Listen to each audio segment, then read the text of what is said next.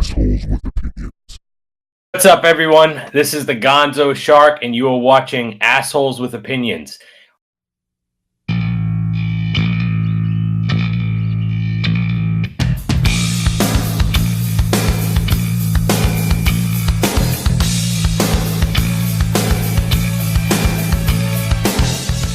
Our preview show for the new Quentin Tarantino movie, Once Upon a Time in Hollywood. And I got my number one dude with me, my co-host, as always. He's highly educated. He can't be duplicated. The one, the only, my brother from another mother, Splatman. What's up, dude? What's up, YouTube? What's up, world? What's up, Gonzo? I can't wait to talk about this movie. From what I heard of it, the actors in it, the cast is incredible. Yeah, bro. And let's start this thing off by just talking a little bit about Quentin Tarantino and kind of what he means to us. I think that would be a good way to start this thing, just so people can kind of understand our perspective and like why we would even choose this movie to talk about. Well, obviously it's Quentin Tarantino, but still, on top of it, he means a lot to me. One of my biggest inspirations, probably. I would say the greatest filmmaker of my generation, like movies that came out from when I was a little kid to now. His movies are my favorites that top anybody's. And I'm sure you probably feel similar about that too. No, I do. He's definitely, he's my top, definitely in our time. His style of filmmaking is just awesome. I like every movie. It's something new, and you can't wait to see what happens. It just keeps. I can't even name one bad movie he's made. I know, and I was just going to ask you that. I was going to say, dude, is there any movie by him that you don't like? Because for me, there isn't. There isn't. It's hard for me to even say I have like a least favorite. What does he have? What does he have? 8 of them? I think he's got 8 because he's got Reservoir Dogs, he's got Pulp Fiction, Jackie Brown, Kill Bill 1 and 2, so that's 5 right there. Hateful Eight, Django Unchained, and Inglourious Bastards. So that's 8, yep. Yeah. And I thought, Inglourious Bastards, I went to the movies to see that when it came out, and then I watched it again like a couple of years later, and probably again like a few months after that, and I was just like, that movie blew me away more and more each time I watched it. No, I understand what you're saying, because the first time I watched it, I was like, it was exciting to watch, and the whole movie I thought was strange. Well, anything Quentin does is strange, but yeah, the first time I watched it, I wasn't like, oh, this is awesome. This is a good movie, and that's rare to say when it comes to Quentin Tarantino, especially being a big fan of him. But after the second time I watched it, that's when I like fell in love with it, and just it's great. It's a great movie all around, and anybody would like to see that fucking Dick Adolf Hitler get killed. hell yeah. And dude, the thing is too, is like I feel that, like what you were saying and what I said earlier at the beginning, like the first time I saw it, I wasn't sure how I felt about it. But then like the second and third time that I saw it, I realized like this movie is a masterpiece. Even how he just did a lot of the movie in German dialect with the subtitles. You know what I'm saying? Like, well, that's what I love about it. Like he could have made everybody speak English, I guess. But you want that German vibe, you want that Nazi vibe. So he keeps it real, and that's what I love about him. Yeah, he does. That's for sure. All right, so I'm super excited about this new movie. Just from what I've heard about it so far, it seems like what I said before. It could be maybe his best movie ever, or right up there. Probably not his best ever, because I'm a diehard for the old ones, but it could be up there with the best ever. I feel like, just based on the cast. And you had time to look at the cast, I'm assuming, right? Yeah, and the cast is incredible. And the one thing that stuck out to me when I was researching this movie was that he said it's very like Pulp Fiction-ish. So it's kind of like he says it's the closest thing to a movie like Pulp Fiction that he's ever done since Pulp Fiction. So having the to know that it's Pulp Fiction-ish, I love that movie absolutely, and you probably absolutely love that movie too. If it's Pulp Fiction-ish, then it's gonna be awesome. Right there, bro. See it? Yep. Fuck yeah. Well, Well, so I wanted to go over the cast, but now that what you just said about how he said this movie is very Pulp Fiction like, I'm gonna go over. I'm just gonna read what the synopsis is real quick for everybody that's watching. Once Upon a Time in Hollywood is an upcoming American mystery crime centered around the Manson family murders, which is directed and written by Quentin Tarantino. Which it goes even a little bit deeper than that. It's about two aspiring filmmakers that are going to California, going to LA to try to realize their dreams and prosper in the West Coast in Hollywood. And it's at the height of the hippie era in the late '60s during the Manson family murders. So going back to what you just said, though, I can understand just based on what it is, how it's like. I feel one story will probably be about the two guys. Then one story is about the Manson family, or as much to do with that as possible. And then there'll probably be some other story or a couple of other stories I feel like will kind of intersect, kind of like Pulp Fiction. You know what I'm saying? It seems just based on what it is, how he already said, and that's in the synopsis, that it's going to intertwine the Manson family murders in another story. I feel like that's really cool. It's going to be a good story, I think. Yeah, so yeah, like you said, so the story takes place in 1969. I guess it's the time of Manson family, murders or whatever. The whole Charles Manson thing. And I guess Maggie Robbie is one of the cast. I mean, we can go through the cast, but she plays Sharon Tate, which was an actress, Yeah. and she was an actress in 1969. And she became involved with Charles Manson, and so kind of doing research. I don't think it centers around the Charles Manson murders and stuff. I just think it's around that time, and it has people involved with Charles Manson. But I'm all game for it. I mean, 1969 hippie era LA. Quentin Tarantino is going to have a ball with this one. I can't wait to see what he brings us. And he even was in Los Angeles at that time too. Growing up, and so he's seen it firsthand. So let's see what he's got in stores for us. Yeah, and the other thing that came to my mind about this that I thought is like really cool, and I just the thought popped in my head like yesterday. So if you look at Quentin Tarantino's movies, there's not one movie as far to my knowledge, as far as I believe, there's not one movie that he's done that's based in the '60s.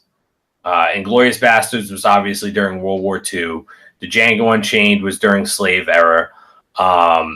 Hateful Eight was, I don't know if that was supposed to take place in the early 1900s, or I'm not exactly sure, but that was way before the '60s. Kill Bill has nothing. You know what I mean? Even Jackie Brown, one of my favorite ones, that's the '70s. Yeah, so it sounds to me like he's been building up. He's been wanting to make this something in that era for a long time. But yeah, he actually said something about the script. I'm going to read you a quote from him, actually. It says, I've been working on the script for 5 years, as well as living in Los Angeles County most of my life, including 1969 when I was 7 years old. I'm very excited to tell the story of an LA and Hollywood that doesn't exist anymore. And I'm very excited. I couldn't be happier than the dynamic teaming of DiCaprio and Pitt as Rick and Cliff. And those two guys alone in the cast, the lead roles, is just is gonna be great. And like I said, I have a feeling he's been building this movie up. He says he's been writing it for 5 years, but I think he's always had it in the back of his head. He's always wanted to make a movie based on LA, in 1969, the hippie era. Because that's probably a big time of his life. He's probably seen a lot of things that he get out, but he can put it on the screen for us all. Yeah, I would agree with that. And it's, this may have been around the time when he started to get inklings and, thoughts of possibly wanting to be some type of artist, maybe not a filmmaker or whatever, but, this is probably the time in his life when he realized he had that artistic gift, for real. When you're 7, 8 years old, that's prime time when you really, can realize, hey, I might have something, or whatever. He was probably tripping on acid. Yeah, right. His grandfather was probably fucking throwing a couple of tabs. But no, I mean, all joking aside, like I feel that you're right. This is probably this could be like, you know, one of his biggest movies as far as what he's put into it. You know what I'm saying? He may have. I'm sure this idea came to him a long, long time ago. Yeah, and like for a while, not to cut you off or anything, Gonzo, but for a while he was saying that the Hateful Eight was going to be his last movie, you know, and I didn't really, I took it like a grain of salt. I'm like, how can he walk away? You know, he hasn't made one bad movie yet, but I think he came to conclusion like, hey, this movie's been sitting in my head for so long. Let me start writing it. Let me finish writing it. Hateful Eight's not going to be my last movie. I'm going to hit it off with a bang. You know, I can't wait. But let's read off the cast here because this cast is too good to not tell the world. Yeah. Right. Do you want to read it? You got it up. You got it up. I got a couple. Yeah. So first we got Leonardo DiCaprio and Brad Pitt. Mm-hmm. They're playing who is it? Cliff.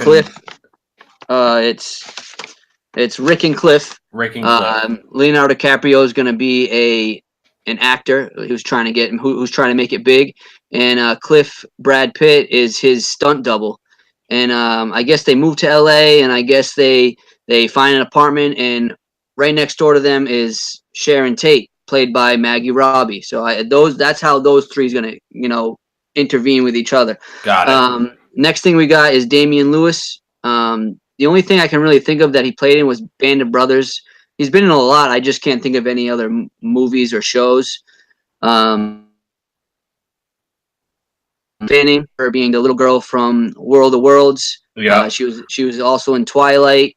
You know, Dakota Fanning. She's older now. She's a great actress. So let's see what she does. And then this name sticks out in me because is always an actor I loved since he started. You know, the first time I seen him was in The Girl Next Door. Emil Hirsch. Yeah, he was also in Alpha Dog. Dog. Yeah, Lone Survivor. I can see him getting the whole long hair, beard, hippie vibe, 1969 vibe. So I think that's a great casting. Then we have the great Scarface, Al Pacino. Unbelievable. You know, you can't go wrong with that. And it gets even better. You got Burt Reynolds. I mean, everybody knows who Burt Reynolds is. Man. You got Kurt Russell. I mean, Kurt Russell. Fucking Kurt Russell. He's the man. He's fucking the Gladiator. You know. We got Tim Roth. You know, Pulp Fiction, Hateful Eight. Anywhere Quentin goes, I guess. The Incredible Hulk. Then we got Michael Madsen. You know, great Reservoir actor. Dogs, Hateful Eight. Dude, he is so underrated, bro. Michael Madsen. No, I agree. And Free Willy, dude. Free Willy, bro. I know, and Free. You can't hate on Free Willy though. Free Willy was. No, that's what I'm saying, awesome. Dude. Free Willy. I love that movie when I was a kid, bro. Both of them. Hell Free yeah. Willy 1 and 2, bro, and he was awesome in that shit. Yeah, and then when I seen him, because I seen Reservoir Dogs after that. I don't know which one came out first, but I think Reservoir too. Yeah, so seeing him in Reservoir Dogs, you know, it kind of threw me off because I was young when I seen Reservoir Dogs the first time, and I remember him from Free Willy. Yeah. So seeing him being an asshole like he was, and just the whole scene with the whole torture thing, and the police officer in the chair cutting his ear off. Great actor. He's so totally underrated. Bring him on some more movies, Quentin. I mean, he seems to follow you around. Put him out more. Yeah, no shit, man. That guy's awesome. But all in all, the cast. When I read the cast, it blew me away. Between Brad Pitt, DiCaprio, and then Margot Robbie is just incredible. I mean, Harley Quinn. Even she played with Leonardo DiCaprio before, and not The Great Gatsby, but Aviator. No, not Aviator. He was Wall Street. Wolf of Wall Street, I think it was. Oh, she was in that. Yeah, it was Wolf of Wall Street. She was in. She played DiCaprio's wife, and she was smoking. Like, there's Gonzo. There's one part in the film where she is teasing the hell out of DiCaprio, you know, and DiCaprio's being a bad boy, you know, but. Anybody who watches that movie and doesn't love that scene, yeah, you gotta go. dude, what about the part of that movie when fucking Jonah Hill just whips his dick out in the middle of the party and starts jerking off?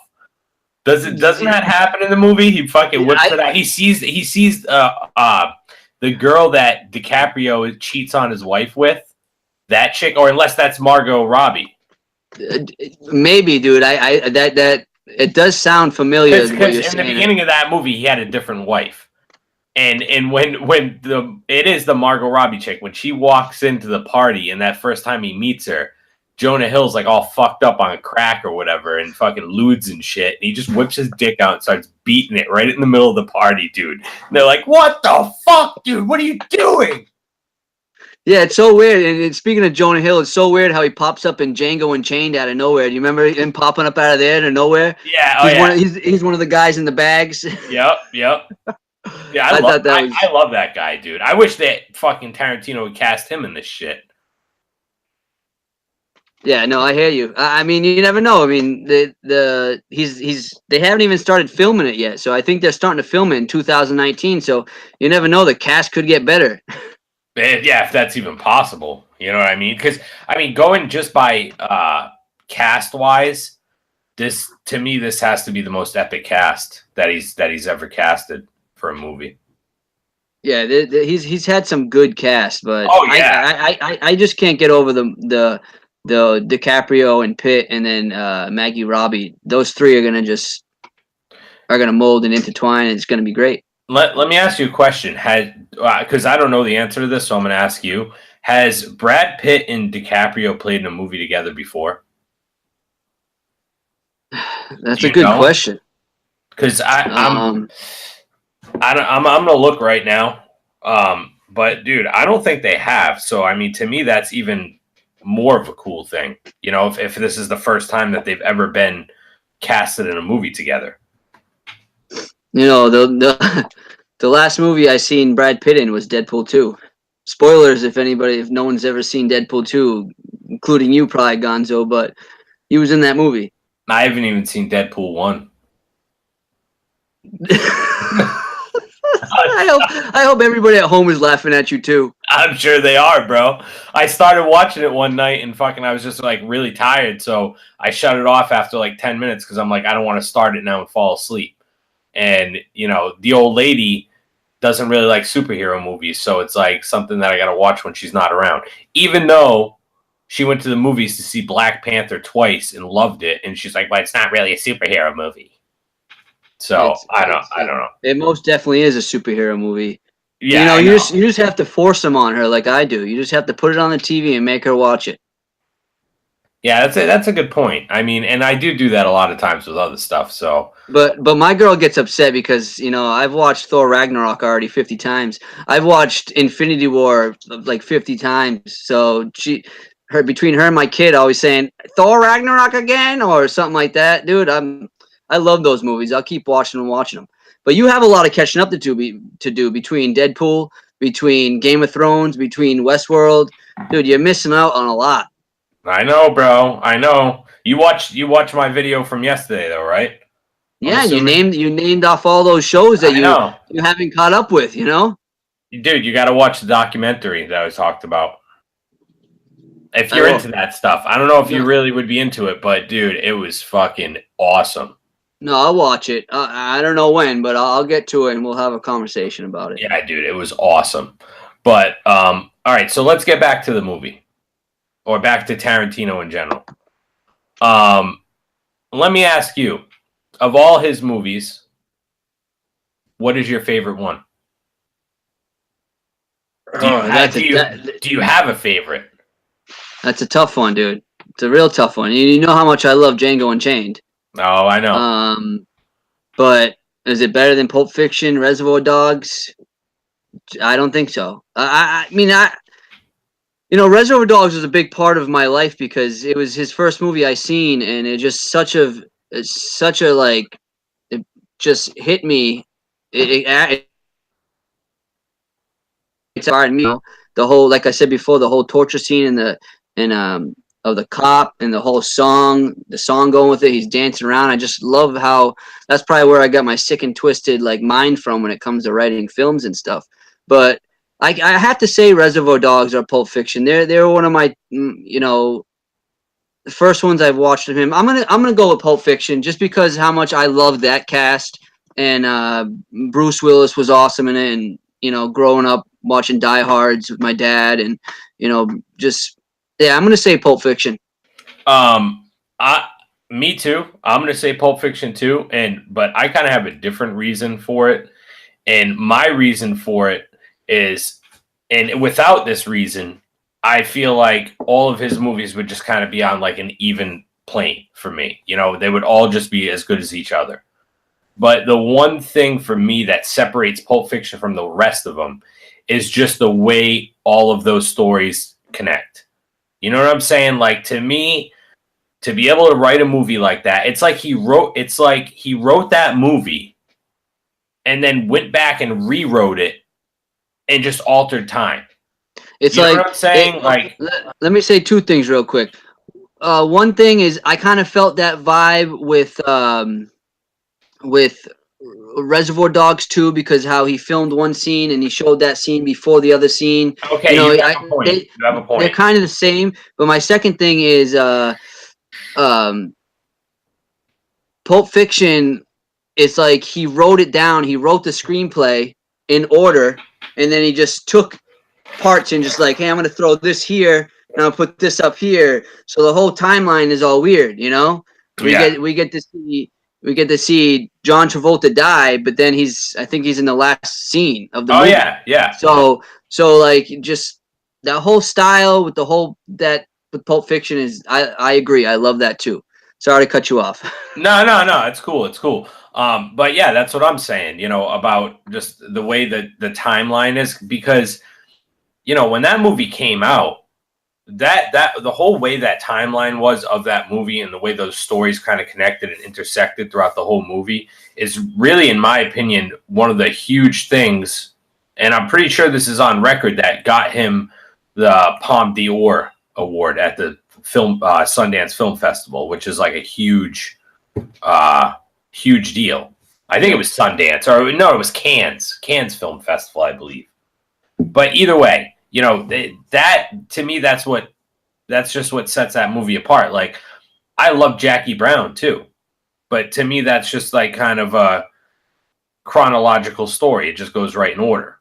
Yeah. You know what I Yeah, mean? see, and you can't with Pulp Fiction is you can't really like there's no other movie that's even similar to that movie. There's similar the way it's the made, you know, it just I love it and it's just it's one of those movies that no matter when it is, if it's on TV, I'm watching it. You know, it's one of those movies I can't just skip over. You know, that's a great movie. Um, but, but like I said before, he hasn't had a bad Kill Bills. And speaking of Kill Bill, I don't know if you heard this. I guess he's writing new characters for maybe an upcoming Kill Bill 3. You know, which I thought was pretty interesting. You know, I did hear about that. I thought it ended, you know, awesome. I don't think I would touch it, but if Quentin Tarantino thinks it's a good idea to make a third movie on Kill Bill, I'm up for it.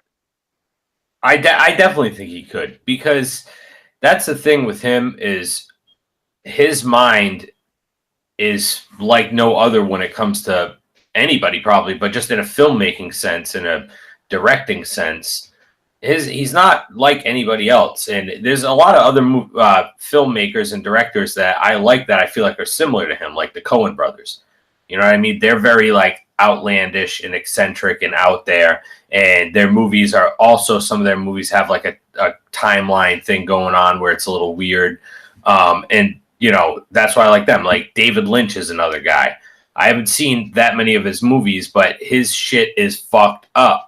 Like have you ever seen any David Lynch movies? Name a movie. Mulholland Drive. No. Okay, and then there's other ones too, like Eraserhead, Blue Velvet. He's got a bunch of movies, and he's very like well known and has a huge cult following because of his movies. But they're fucked up. And most of his shit is just so fucked up.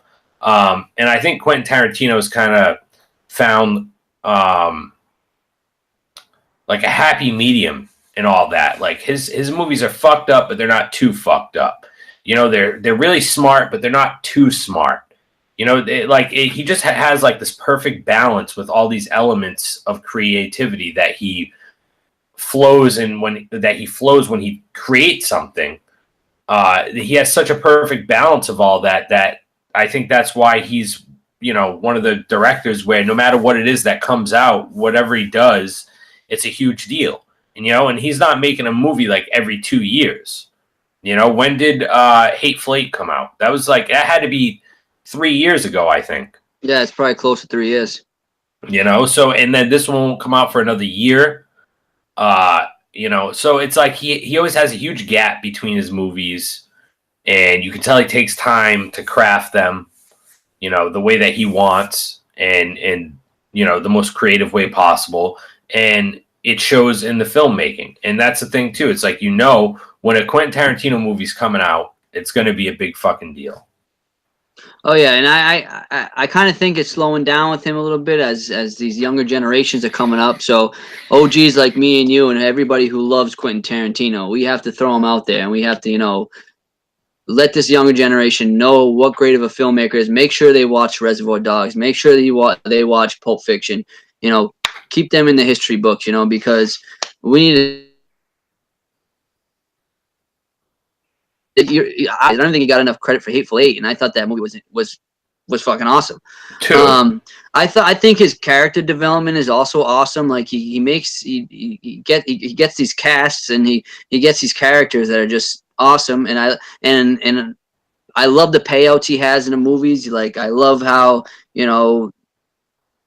in Pulp Fiction, when the two dudes are doing the dirty nasty down in the basement and the pawn shop, great. And then you just love seeing Bruce Willis walk down there with his sword. It was so just like it was like, yes, finally, kill these guys. Same with Django, like seeing them torture Django's wife and all that, and then seeing him then pay the price at the end and pay the price in a big way. That's what I love too, because it impacts you. You get invested in these characters throughout the movie, and then when you see one of them die, it's like, oh man. And I hope that guy gets his, and it usually pays off, and I love it.